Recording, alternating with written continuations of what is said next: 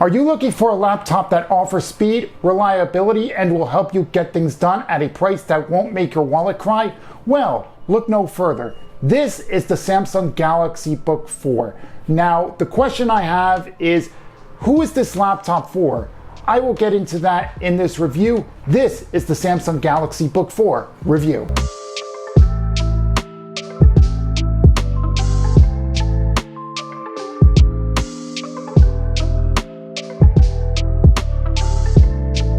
But real quickly, be sure to like, share, and subscribe. Press the notification bell. Also buy yourself a membership, buy yourself some merch. All that helps support the channel so that I can continue to make awesome videos for you to watch. I love all of you, the viewers and subscribers alike. Now on to the review. There are plenty of variants of the Galaxy Book 4 that are out there. There's the Galaxy Book 4 Ultra, which is the highest spec model, the Book 4 Pro, the Book 4 360, which has a screen that can go all the way backwards and you can use it like a tablet, and finally the Galaxy Book 4, which is what I have right here. So my model has the Intel Core 7 chip. This CPU comes with 10 cores, 2 of which are performance cores and 8 of which are efficiency cores. This also runs with 12 threads that will clock up to 1.80 gigahertz. Now, is this the best? No. If you want the best, you should get the Core i7, which has 28 threads and a clock speed of 2.1 gigahertz. But that doesn't mean that the Intel Core 7 is a slouch. More on that later on in the video. But if you are looking to do something that is more advanced, such as photo editing, you will want to get something with an Intel Core 7 Ultra or even the 14th gen Core i7. The storage in this model is 512 gigabytes of SSD internal storage that can be upgraded to 2 terabytes.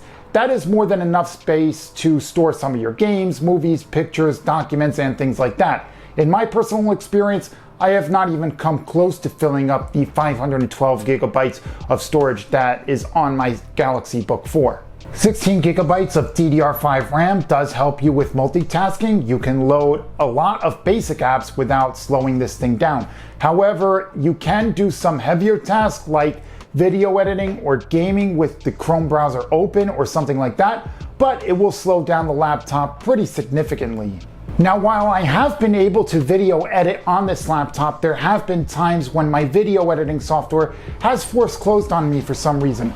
I'm not sure if it was because of the RAM or the CPU or just a bug in the software, but either way, it did slow down enough on me to force close and to reopen the project.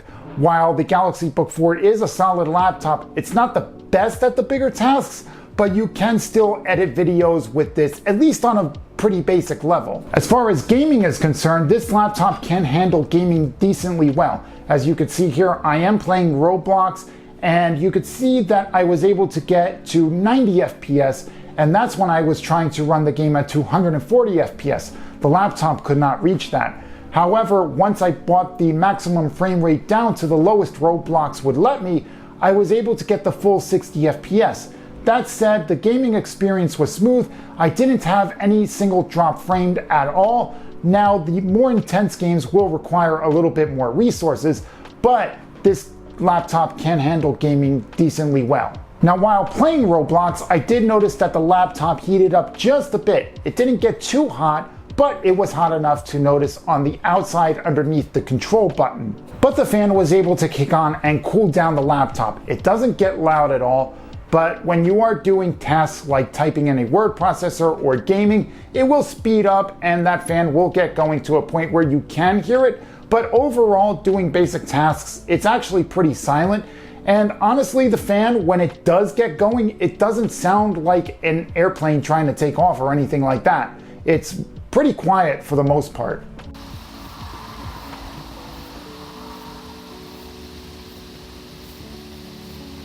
By the way, if you made it this far into the video, comment the word speed down below and I will heart every comment. Now back to the review. The screen is a 1080p 15.6 inch Full HD display. The display is decent and does have HDR. It can also reach a brightness of up to 500 nits, but the colors are a bit washed out and just a little bit undersaturated. It does have a 60 Hz refresh rate, which is decent but not great. The computer at times will feel a little bit slow, even though it really isn't that slow at all. Right here is the laptop webcam. Now this webcam is 720p and there's a blue LED at the very top right next to the camera to indicate that it is on and that it is going. Of course, this is what you're going to be using for your Zoom calls, for your video chats, and other things like that. Now, obviously, this is a laptop, so it's not going to have necessarily the best quality microphone, but you can use an external microphone and you could get much better quality out of that. Now, in case you're wondering, yes, you can actually use your phone to record video on your laptop, and of course you could use it to do your Zoom calls and basically use your phone's camera as the laptop's webcam. This is an anti-reflective display. That means there are minimal reflections that bounce off of the display. In my personal case, I have noticed the anti-reflective display really go to work mostly when the screen is off. You could see that here in the side-by-side with my HP 15.6 laptop. Now, are the reflections on other displays distracting? For me, no, but if light hits the laptop in the right way, then it can mess with the vision in some areas of the display, but not on the Samsung Galaxy Book 4. That is because of the matte layer that is on the display. And speaking of matte, just because this is Samsung's cheapest laptop of 2024 doesn't mean that they cheaped out on build quality. This thing is built very well. The back of the display has minimal logos on it with the Samsung branding on the left side.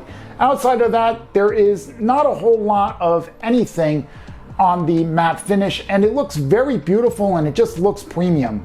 Underneath it is a bottom firing speaker. Now, while I really don't like bottom firing speakers, I do think that this speaker in particular is actually really good. So here's a sample. If you remember, they had the Galaxy Gear that started Samsung's line of smartwatches. But in this video, we're gonna take a look at... I just like how loud it is. It's got a decent bass and it isn't overly loud to where you can hear the Galaxy Book 4 throughout your neighborhood. While it's not the best sound from a speaker, the sound is nice and it's really crisp as well. Next, we gotta talk about the ports. I'm honestly a little bit mixed when it comes to the ports. On the left side is where you have your two USB-C ports. What I really like about the USB-C ports here is that they can both charge up the laptop. That is something that I did not have before.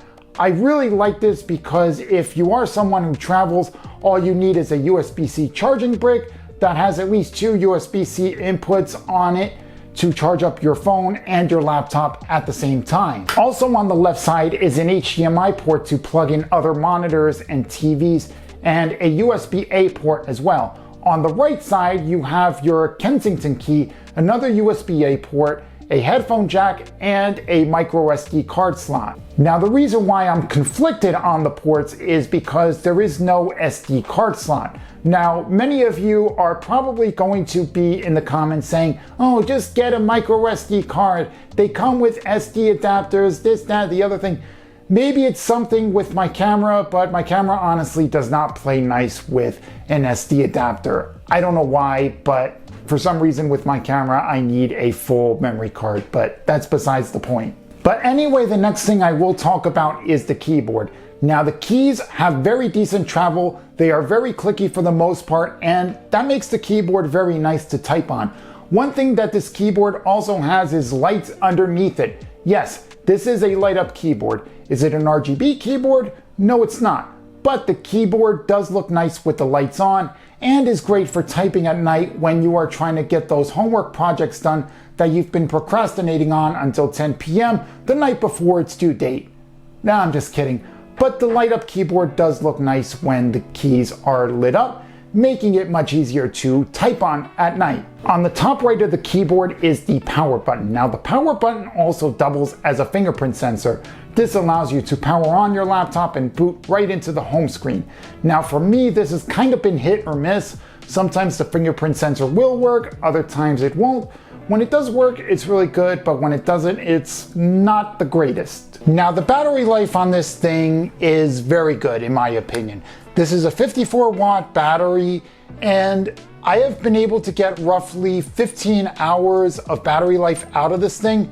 Now, of course, you can also charge this thing within an hour and a half, up to 2.5 hours in some cases, but I've been able to get roughly 0 to 100 in just about an hour and 45 minutes roughly. Now, as I mentioned earlier in this video, the Intel Core 7 chip on this Galaxy Book 4 is no slouch at all. I mean, it could do a lot of tasks, like you could do video editing, you can do some photo editing, you can also get some Excel projects done, you could do just about anything, you can even game on it as well.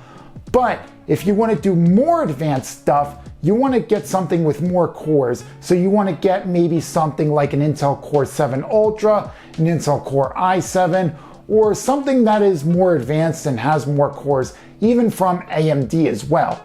So that said, the Intel Core 7 chip, still a very solid chip.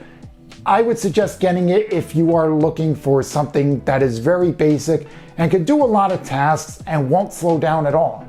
So overall, this is a very good laptop. Now, I did ask, who is this laptop for? The answer to that question, in my opinion, is that it's for the college student to do basic work on some video editing and some photo editing. Also to surf the web, watch videos and movies as well. It's also for the businessman who uses Excel and has a big portfolio and a bunch of documents to keep on the laptop.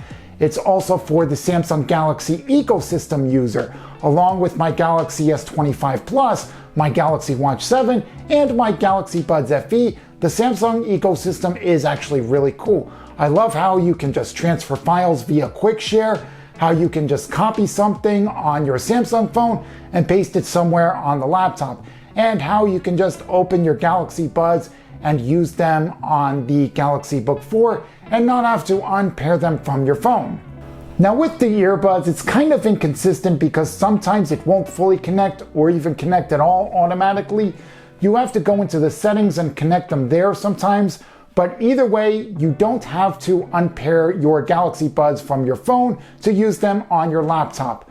But anyway, that's been it for this review. Hope you enjoyed this video. Comment down below what you liked, what you didn't like.